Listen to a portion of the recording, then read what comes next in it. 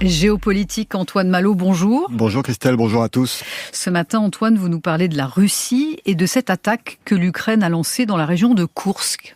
C'est même plus qu'une attaque, Christelle. On assiste depuis 4 jours à une vraie offensive, une opération coordonnée qui implique des drones, des blindés, des chars et au moins 1 millier d'hommes. Alors, il y a beaucoup d'informations contradictoires qui circulent, mais bon, il semble acquis que les troupes de Kiev se soient emparées d'une vingtaine de villages, mais aussi de la ville stratégique de Soudja. Ils se seraient enfoncés jusqu'à 15 km à l'intérieur de cette région de Koursk. Certains blogueurs militaires russes parlent même de 35 km. Et comment expliquer qu'ils aient pu avancer aussi vite ?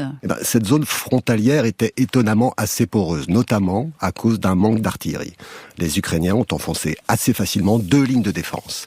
Et puis l'aviation russe est assez inopérante face aux brigades ukrainiennes très mobiles.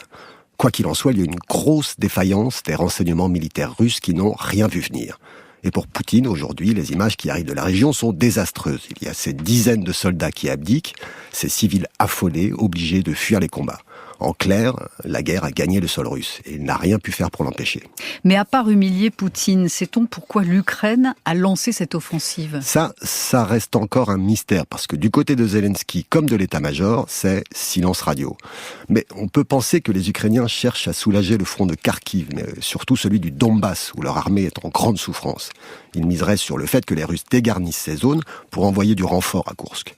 Sans doute qu'ils souhaitent aussi frapper les infrastructures russes dans la profondeur, désorganiser leurs lignes d'approvisionnement, notamment les chemins de fer. Et puis, il y a cette ville dont je vous parlais, Soudja. Elle abrite une station gazière capitale, par où passe le gaz russe envoyé aux pays européens. Sa prise par les Ukrainiens serait un vrai coup dur pour Moscou. Puis enfin, il ne faut pas négliger l'impact psychologique que peut avoir cette incursion. L'impact sur les Russes ? Sur les Russes et les Ukrainiens. Ça fait des mois que les soldats de Kiev sont sur la défensive et perdent du terrain dans l'Est. Et là, leur armée repart à l'offensive et montre qu'elle a encore la capacité de surprendre. C'est très bon pour le moral des troupes. Après, bien sûr, il y a la possibilité que cette aventure se termine en fiasco. Zelensky devra alors rendre des comptes. Mais visiblement, il est prêt à prendre ce risque. Peut-être que tout ça a à voir avec de futures négociations pour un cessez-le-feu. Comment ça ? C'est l'une des rares confidences qu'a lâché l'un de ses conseillers cette semaine.